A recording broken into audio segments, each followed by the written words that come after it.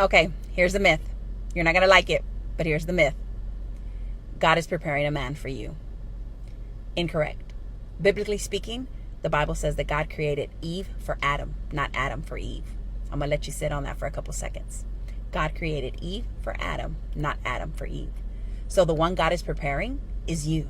You have to understand that God prepares you as a woman to come into the life of a man, to be a helpmate, to bring value into his life, to be able to allow him and encourage him to do what God has destined for him to do. But as a woman that is unprepared, what happens is instead of allowing the man to do what God has called him to do, you make it all about you. And you want the man to make you his God. It was never planned that way. As a woman, you need to align with your man, and both of you need to serve God, because that is what God ordained, for man and woman to join together and serve God. Have you been called a pick-me girl? Has someone said that you are a pick-me girl? Let me tell you what that means.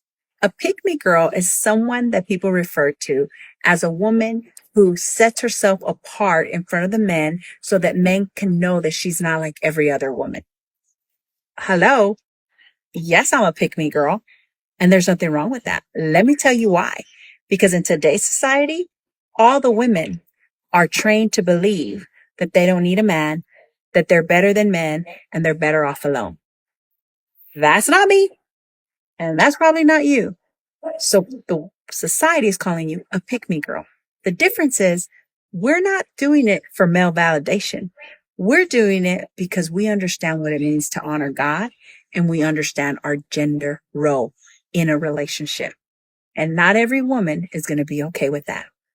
But for you, you keep on being you. Keep on honoring God. Let me share one of the biggest problems in marriages, and it has to do with women. It is when a woman is a wife and then she becomes a mother. And I'm not talking about children. I'm talking about the mindset that she takes towards her husband.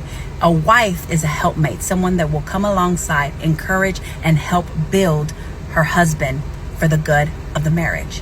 However, when she shifts to a mother, she wants to mother him, meaning she wants to control, dictate, and kind of take him by the hand and show him how to do things like a mother does a child. That is not your job as a woman. You ought to stay in the role of being his wife. So I want you to take a step back next time, ladies, and remind yourself, I am not his mother, I am his wife.